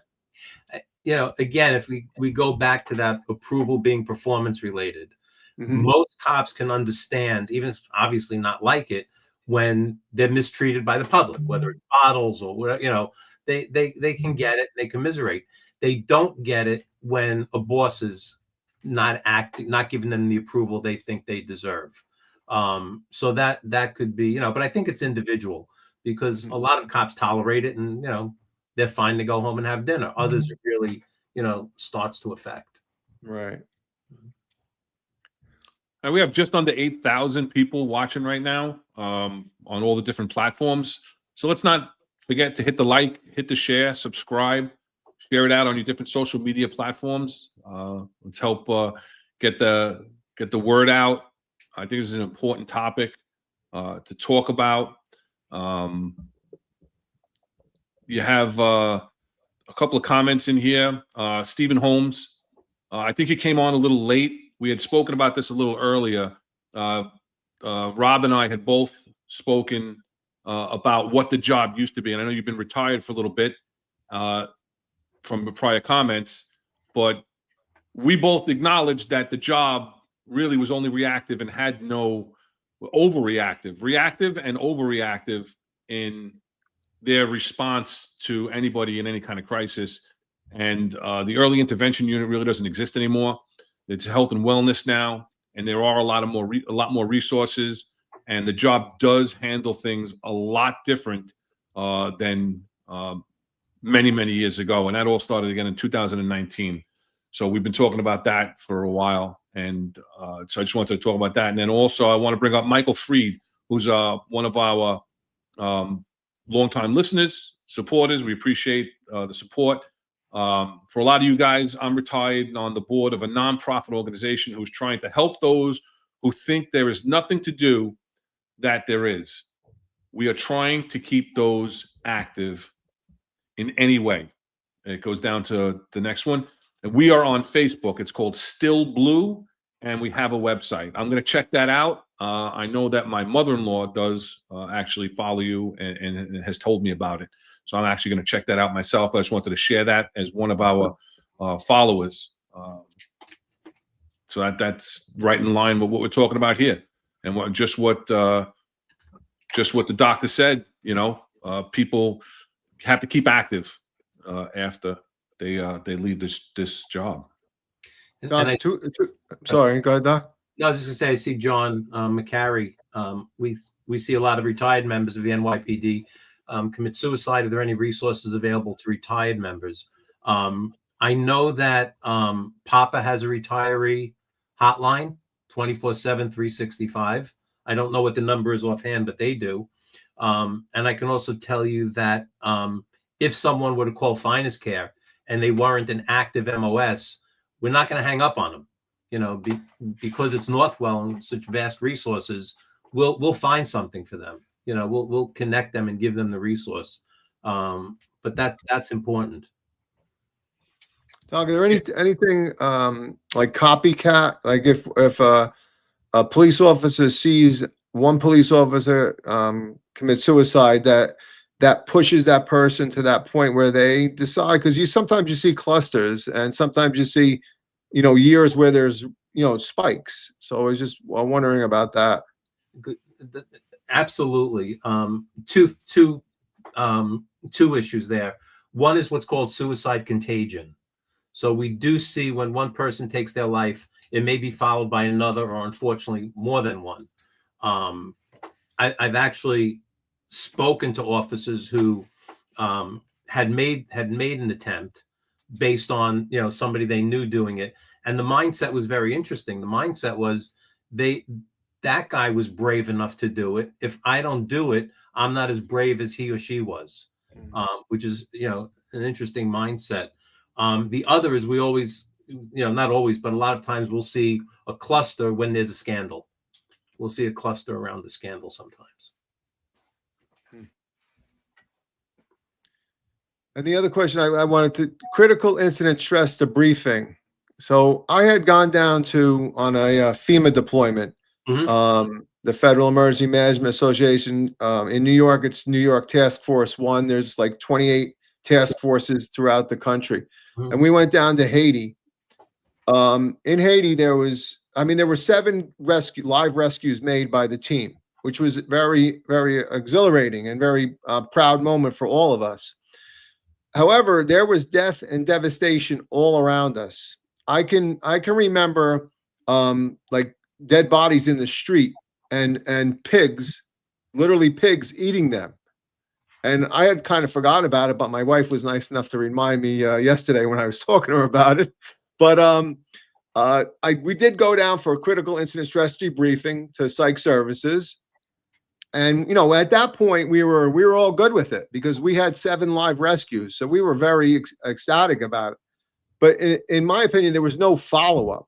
That they didn't continue and ask again. And I don't know if that's the same with MOS shootings, members of the service discharging their weapons and killing somebody or injuring them. I don't know if that's the same. Is it where you give your opinion and you good, and then that they sign off on it and that's it? Because it didn't seem like there should have, in my opinion, there should have been a follow up and follow through, and that might even go for like PTSD, particularly with guys coming back from the military get involved with something and then they're okay and then they go on.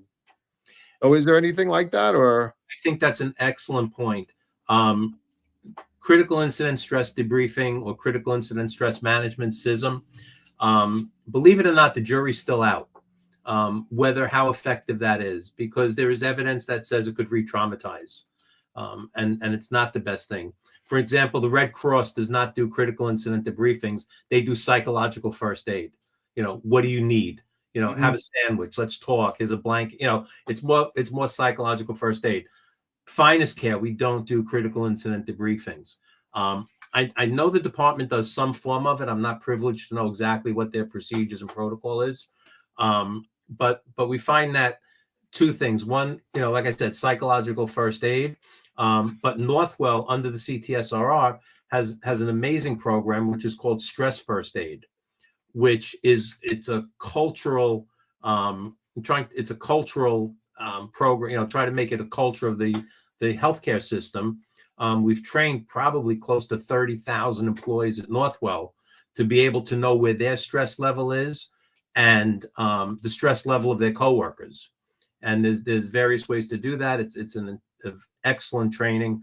It's something I'd like at some point to bring to the NYPD, because it would be incredibly powerful for them to be trained in stress first aid for themselves and for their coworkers.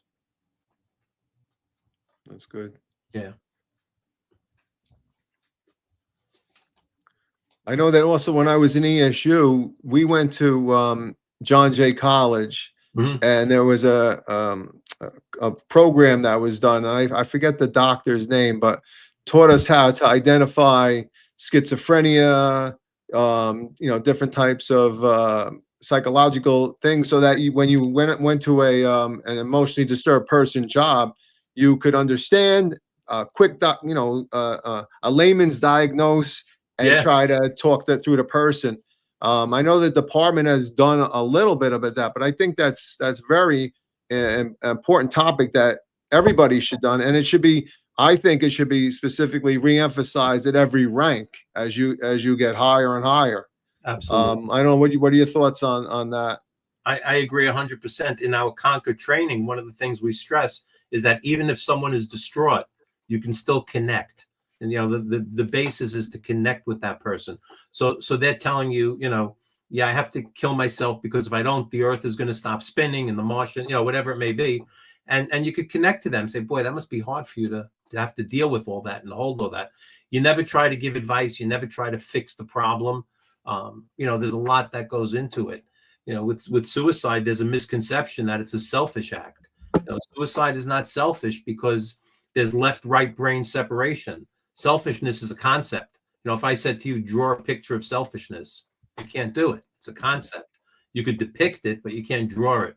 The person who at the point is taking their life has a very hard time, if possible at all, to conceptualize. So it's a solitary act. It doesn't involve others. In that rare instance where they do connect to that, the initial response is they'll get over it. And we all know we don't. We don't. Yeah, I just want to just piggyback on what John's question was before. The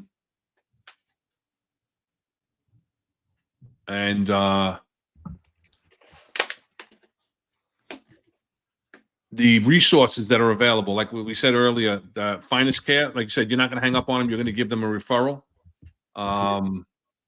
And then you're going to help them out that way.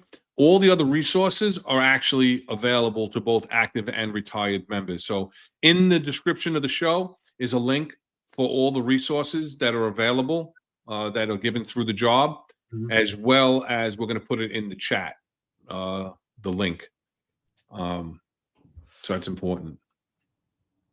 And like I said, I know Papa has a dedicated retiree hotline that's manned by retirees. And Doc, just if a member of the service does go and get help, and then somehow somebody in that precinct or in the department finds out about it, the stigma, I think, is the hardest thing for that MOS, that the member of service, that it happens, right? Because do they feel like something that are people gonna? Because here, I'll give you an example, and it's not mine. It's from somebody else that I actually saw on Facebook. When a person gets involved in a gunfight and maybe they get hit but not critical, so the police officer goes to the hospital. When he comes out or she comes out of the hospital, what do we all do? We give this huge line. Executives are there. Everybody's clapping, thank you. You did a great job. But when somebody goes to a hospital or a psych ward and gets mental health and gets better and comes out, people tend to distance themselves. I don't trust that person. I'm scared. What happens if they have a relapse? What's going to happen if they do something that's not right? I mean, how do we get past that? The stigma. I mean, I think especially for police officers, we're all tough. We're taught to be rock solid, handle it. We're in the front line. It's a definite problem. I mean, what happens when somebody's modified or somebody's GO'd? Do you pick up a couple of 6-packs and go over to their house and have a GO party? Nobody wants to catch what they have, so they distance from them. But what we're seeing a lot more of, initial contact I'll have with somebody is I will spend a considerable amount of time explaining confidentiality around finest care. Probably half, if not more than half, are telling me, I don't care. Tell whoever you want. I think the more individuals have that attitude and are able to spread that attitude, I think that will help. Yeah, I totally agree. Once everybody understands it and you're not afraid to admit it, I think that because you'll tell guys will tell, I went to the alcohol farm, 3 times, and everybody like, oh, okay, great, but Right. Yeah. But yeah, that's a good point. Yeah, I think we're going to start wrapping it up soon. But there was another question that John had asked us earlier in regards to what your opinion is on officers that have a lot of anxiety and may either on duty or off duty, have that anxiety start turning into almost a panic attack, and how maybe they should handle that? I think that's one of the great things about Finest Care. Again, as I said, we're all trained under the Center for Traumatic Stress Resilience and Recovery. So there is a very specific treatment protocol for anxiety. It's called CBT, Cognitive Behavioral Therapy, that addresses the underlying thinking errors that create the anxiety. Because keep in mind, panic is your brain acting in a way to keep you safe because it has false information that you're in danger. So a panic attack, even though it's uncomfortable, it's actually your body keeping you safe and protecting you. So once we do a real good education session, usually after just that one session, the person feels a lot less anxious because they realize, okay, I'm not going to faint, I'm not going to die, I'm not going to, so we go through that, but then we continue with more sessions of, correcting these thinking errors. And once you change, because anxiety is also a habit, it's a knee-jerk reaction. The way that somebody thinks, that creates the anxiety. When we change that thinking process, you start to see a real reduction in the anxiety.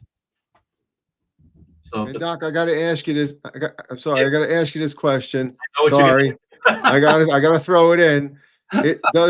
Does drawing of the house and the tree have any real meaning? Because when you walk out of there, your head is spinning. Did I draw the right house? Did I put curtains in? Did I put the smoke? Is it really mean anything? It's a test that's been around for decades, house tree person, HTP. There is some data, but a lot of it is also subjective. Exactly what you said. If you draw a house and you have a chimney with smoke, okay, there's warmth in the house. If there's a door, you're accessible. If there's no door, what do? If you draw a tree that is barren versus a tree that has leaves and fruits, as one saying, you're depressed. There's some thought when you draw the tree, depending where you draw the knothole on the tree, on the trunk, is where you had trauma in your life. So there's a lot of, but I think in today's world, there's a lot more scientific ways, evidence-based ways to determine somebody's mental status. Right. My whole tree was full of knots. Does that say something about me? There are other tests. There's one called the TAT, the Thematic Apperception Test, that shows you, a depiction, a drawing of some sort, and you have to tell a story with a beginning, a middle, and an end. There's a lot of projective tests that have validity, but I think there's some more advanced methods today. Yeah. As we close out, we kind of touched on it, and it's another thing that was asked of us before the show to bring up to you. And I know we touched on it. The PTSD and post-traumatic stress disorder. When people are exiting out of the military, they're basically screened for PTSD, and they are treated for PTSD.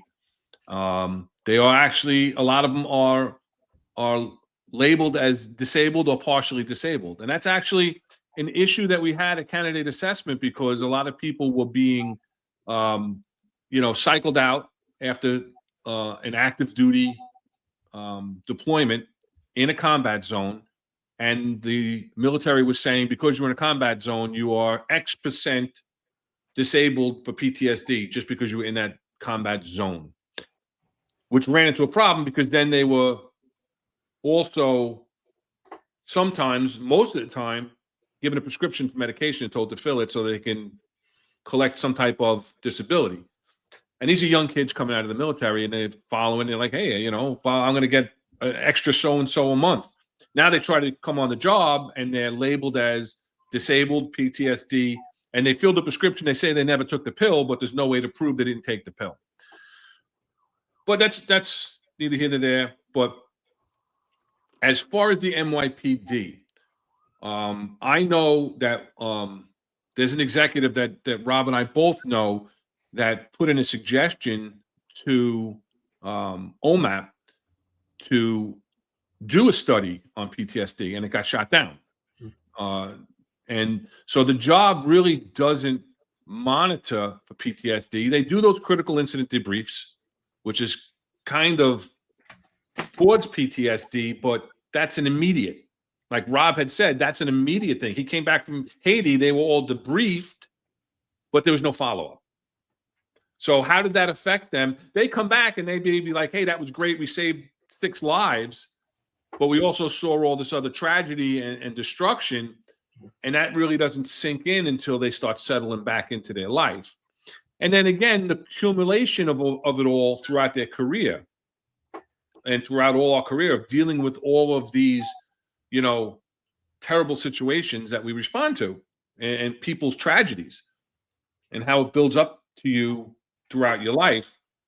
Really, we don't have as a department, they do have, like I said, they do have, Health and Wellness does have retirement seminars, but I don't think that they're geared towards PTSD and doing any type of health and wellness or a mental health evaluation on the way out the door. And what are your thoughts on that? Well, again, I think it's such an important topic, but there's a few points to make. One is when it comes to PTSD, you know, we think about the, you know, officer involved shooting or the, you know, the horrific scene they responded to, but we also have behind the scenes people. Think about crime scene, you know, spending all that time knee deep, you know, and they're not in and out in 2 hours. They could be there a couple of days. 911 dispatchers, you know, we have vicarious trauma. You don't have to be directly involved, but you could just hear it and listen to it. So there's a lot of groups that are affected as well. But with PTSD, the diagnostic criteria is very, very specific. It is. Because there are many diagnoses, for lack of a better word, that would come before you made that. So somebody may have an adjustment reaction. Something happened, they're having a hard time adjusting to it. They may have an adjustment reaction with anxiety. They may have an adjustment reaction with depression or both. Again, what's good about Finest Care is the way I mentioned CBT, cognitive behavioral therapy. We specialize in cognitive processing therapy as well, CPT, which is a very specific evidence-based treatment protocol for PTSD. But it takes a while to actually make that diagnosis and really get into it. So, you know, I'm not sure in terms of the department's approach or, you know, their philosophy about it. But, you know, just like with, you know, you'll hear autism or Asperger's, you know, so you'll hear some people say, oh, they have washed out autism. There's no such thing. You know, saying they have a little bit of PTSD. There's no such thing. Right. You know, it's you have it or you don't. And that, you know, clinicians have to make that decision.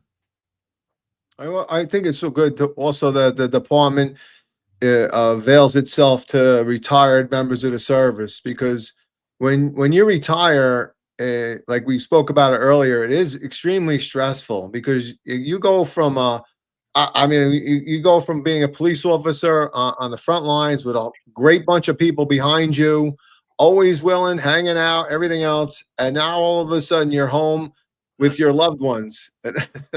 And that's maybe not the most unstressful thing in the world, but you learn. Like Chief Gianelli, who unfortunately passed away of a heart attack years ago, he told me, he goes, Rob, every time I got promoted, my wife got another promotion above me. So when I was a 2-star, she was a 3-star. I said, Chief, I know exactly what you mean. But no, now you transition from police officer to civilian life. I think that's a big strength. So I'm very happy to hear that the department has outreach services for retirees, because it can be stressful. And I think this podcast, to give a little bump to John and Eric and Marlon and Sal and Ron and myself, is that this is also an outlet. Like if you see the chat, you know, some of the names you recognize, some of them you don't, and they ask questions. It's a great outlet for members of the department to reach out and ask questions, and especially, you know, having you on, Doc, today was great, because, you know, that's what we need. We need to be able to hear it firsthand, and your information was very, very good, and I myself really appreciate, you know, having you on today. I'm glad. Thank you. Yeah, absolutely. We really appreciate you being here. And like Rob is saying, here on the executive perspective, people don't hear from executives. They don't hear what we think about and what we've experienced throughout the years. Over 65 years of service between the two of us, for over 40 years of executive experience between the two of us, and people don't get that.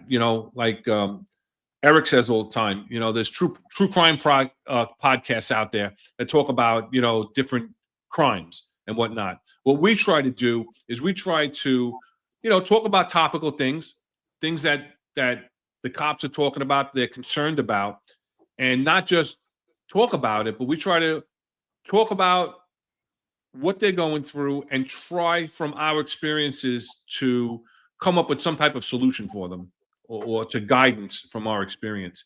So, this is always going to be something that's near and dear to my heart. I always spoke about this openly at roll calls. I've talked about that in the past. And we really appreciate you. I appreciate your friendship for 20 years.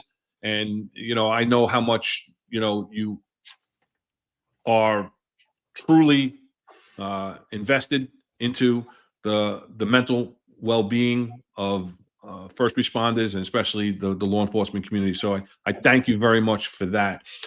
So before we wrap it up, any closing statements or comments or anything, Steve? Just thank you for the opportunity, and I encourage people to make the call. I don't know if the number is available. I can give the number for Sure. Final Care. It's 646-697-2020, and that's 24/7. And that's in the link. There you go. It's in the link in the job description. It's also in the chat.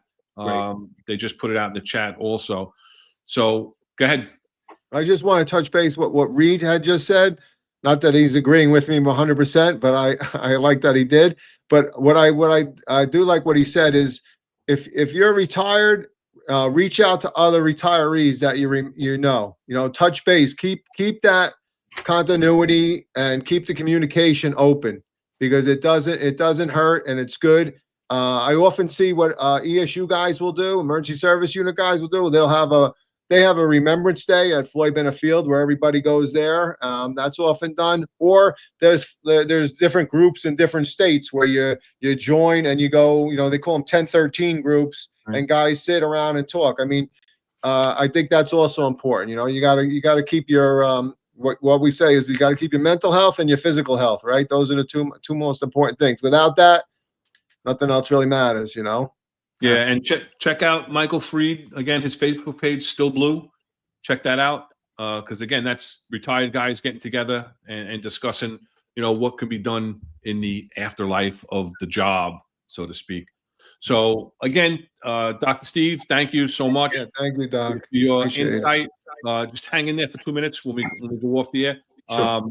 But I appreciate Dr. Steve coming on, and thanks, Rob, again for last week for covering for me.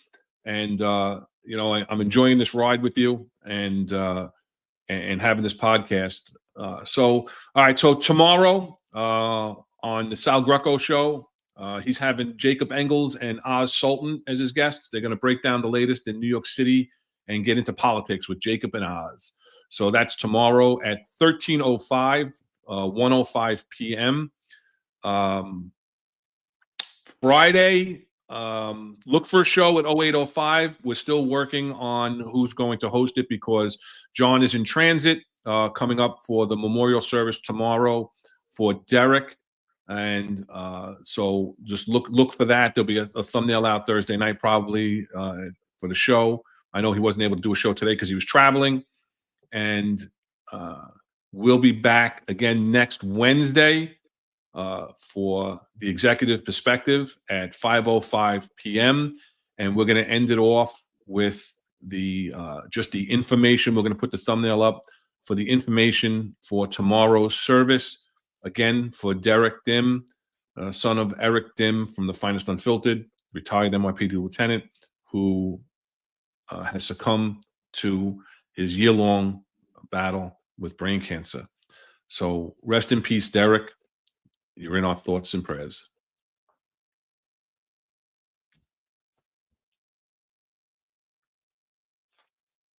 Thank you, everybody.